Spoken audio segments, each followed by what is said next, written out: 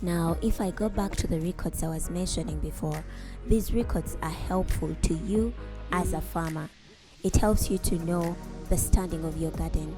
It also helps you, the farmer, to remember when you last sprayed and when you have to spray again, because you can easily forget these things. When you cross-check your records, you will be able to know that, oh, I sprayed on this date, so I will have to spray again on this date. And it will also help you to know, while you were starting, what was the quantity of the seeds that you used?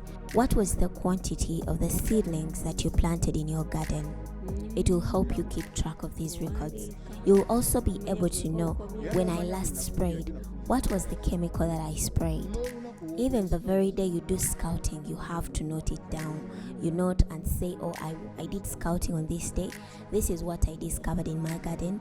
This is the kind of disease I found in my garden. Keeping all these records will help you not to mix chemicals, and it will also help you to keep track of the chemicals you've used. In this way, you'll be able to maintain your garden.